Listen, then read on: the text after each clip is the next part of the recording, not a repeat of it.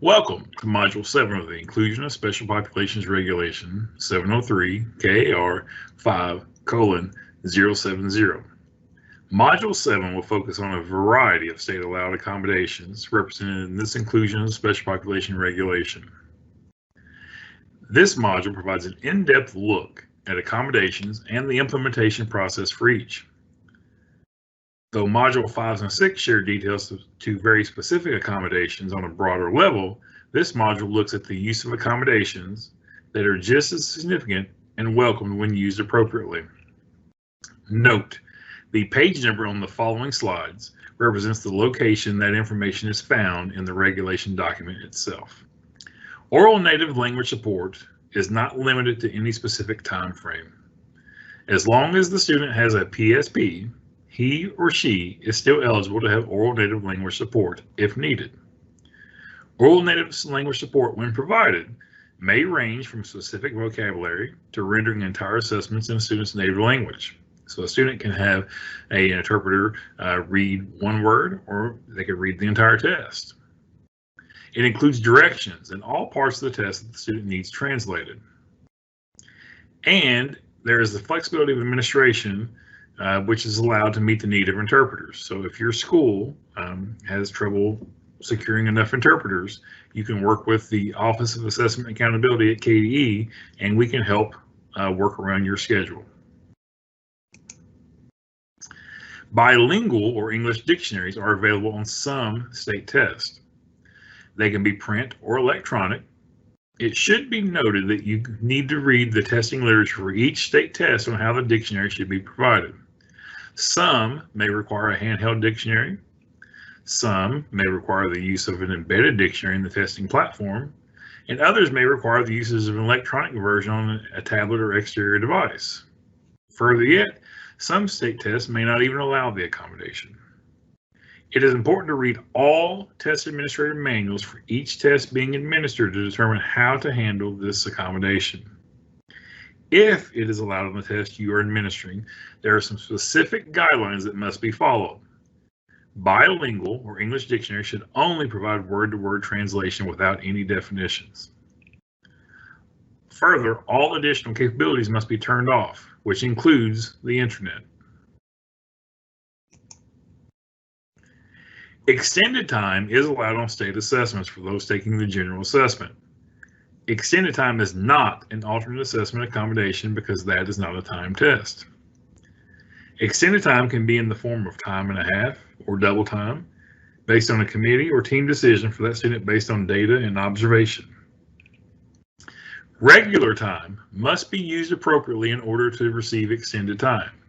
If, for some reason, a student does not use regular testing time appropriately, for example, they sleep for 55 minutes of the hour-long test, you may deny that extended time to that student. Make sure you document everything in as much detail as you can muster and turn it into the building assessment coordinator so they can properly document why the student was denied extended time. If a student has worked diligently and indicates verbally or non-verbally that they need extended time, then they should be provided extended time based on the guidelines the building assessment coordinator has laid out. Some schools keep the student in the same testing room while others relocate them to a library or lounge. This is all a local decision, but follow building protocols for those students.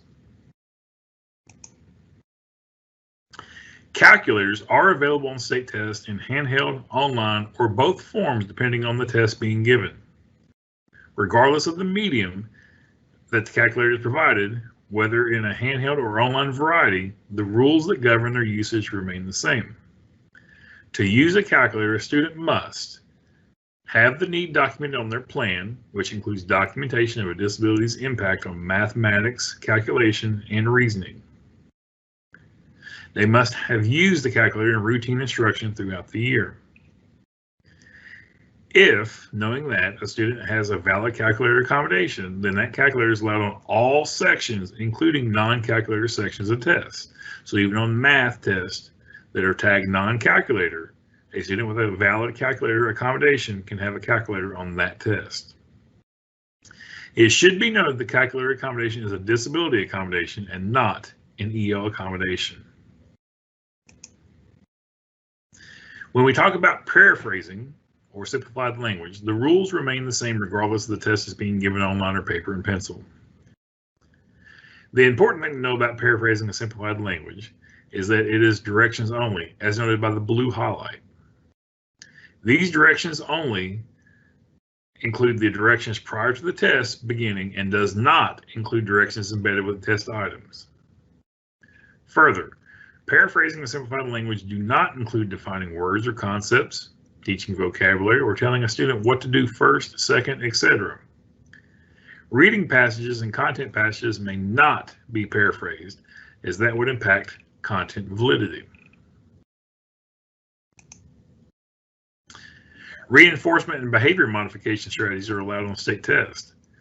This can include testing a student with behavior issues in a one-to-one environment, which is a local decision to prevent disruption to other students.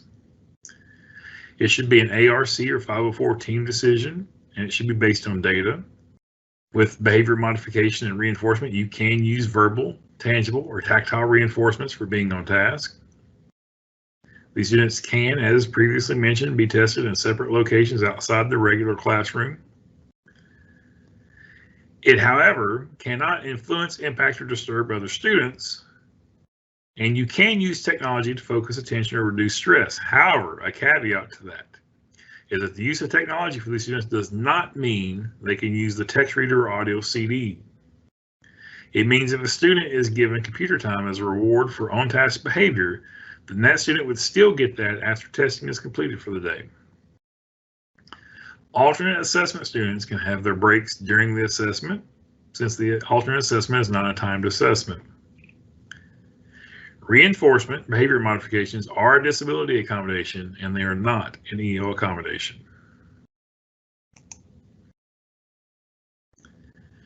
Interpreters for students with deafness or hard of hearing impairment. So students must have a verified disability in the area of hearing to the degree that the development of language is significantly impacted and uses sign language as a normal mode of communication. Further, the interpreter shall not indicate correct answers or define words, provide content, teach vocabulary or concepts. Also, if the interpreter is also a scribe, he or she must adhere to the policy for scribing as well. This concludes Module 7, Accommodations Breakdown, of the Inclusion of Special Populations Regulation 703 KAR 5:070. If you have specific questions about the inclusions of special population training, Module 7, or any module related to this training, please feel free to contact KDE DAC information at dacinfo@education.ky.gov, or you can call 502-564-4394. Thank you for your time and participation.